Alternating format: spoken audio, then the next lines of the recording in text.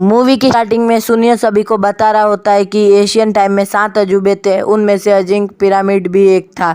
वहाँ के पुराने लोगों ने काफ़ी सारा सोना और एशियन चीज़ें छुपा के रखी, उसमें टूटेनुकामुन का मास्क भी शामिल है। फिर ये सब सुन के नोबिता तो भाई अपना बहुत ही एक्साइटेड हो जाता है। फिर सुनियो सबसे कहता है कि अभी तक वो पिरामिड में बहुत सारा सोना छुपा के रखा है। नोबिता भाग के मार्केट जाता है, फिर डोरा केक्स लेके आता है, पर वहाँ ठहर के वो सोचता है ये मैं डोरा केक्स किसके लिए लेके जा रहा हूँ।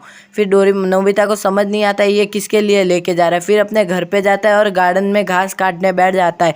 घास काटते काटते वो सोचता है कि मैं घास क्यों काट रहा हूँ। फिर बहुत उठने की ट्राई करता है पर उठा नहीं जाता है। फिर वहाँ डोरेमोन आके उसको मजे लेके डोरा के एक सहारा होता है। नोबिता थक के डोरेमोन के पैरों में जाके बोलता है मैं बहुत थक गया हूँ, ये क्या हो। और फिर डोरेमोन वो फ्यूचर बुक वाली बात नोबिता को बताता है। फिर नोबिता कहता है ये बुक किस चीज़ की। डोरेमोन कहता है ये बुक में हम जो भी लिखेंगे वो सच हो जाता है। नोबिता ने कहा अच्छा मेरे काम की है ये बुक तो। डोरेमोन ने कहा इसमें मैंने लिखा था नोबिता 30 अगस्त के दिन मेरे लिए डोरा केक्स और गार्डन की घास काटेगा। फिर नोबिता उस पर चिल्लाने लगता है। फिर नोबिता उसको इजिप्ट पिरामिड वाली बात बताने लगता है। फिर डोरेमोन कहता है कि नहीं पहले हम नहीं जाएंगे, पहले तुम अपने स्कूल का होमवर्क कंप्लीट कर दो। और फिर नोबिता ने वो बुक की मदद से अपना होमवर्क कंप्लीट किया और डोरेमोन से बताया। फिर डोरेमोन ने कहा ये लो एनिवेटर डोर, और दोनों वहाँ पिरामिड के पास गए। वहाँ उन लोगों ने देखा तो काफ़ी सारे टूरिज्म वो जगह पे घूमने आए हुए थे बाहर बाहर से कैमल्स लेकर। और फिर वे दोनों पीछे वाले रास्ते पे जाते हैं जहाँ कोई नहीं होता है। फिर डोरेमोन एक डिटेक्टर मशीन निकाल के ऑन करते वो डिटेक्टर मशीन नीचे इशारा करने लगती है। नोबिता बहुत ही खुश हो जाता है।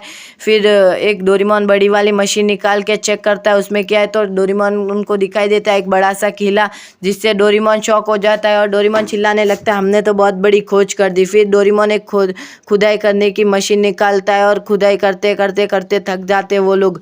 फिर नोबिता वो काम बहुत ही धीरे होने के कारण नोबिता तो बहुत बोर हो जाता है। फिर नोबिता कहता है क्यों ना हम उस समय में जाके खजाना ढूंढे जब ये किला बना था। डोरेमोन कहता है ठीक है, और दोनों टाइम बेल्ट की मदद से 1000 पास चले जाते और दोनों को वो किला मिल जाता। उसके बाद दोनों पासिंग रिंग की मदद से दीवार के पार चले जाते। अंदर जाते उनको एक बहुत ही अजीब सी पेंटिंग दिखाई देती है। वो पेंटिंग देख के वो दोनों बहुत ही हैरान हो जाते। फिर डोरेमोन एक टॉर्च निकालता है, वो टॉर्च निकालते ही वो एक स्टैचू को जिंदा कर देता है वो स्टैचू से। फिर डोरेमोन अंदर जाने का रास्ता पूछता है, स्टैचू बताता है कि एक दीवार पे इशारा करता है।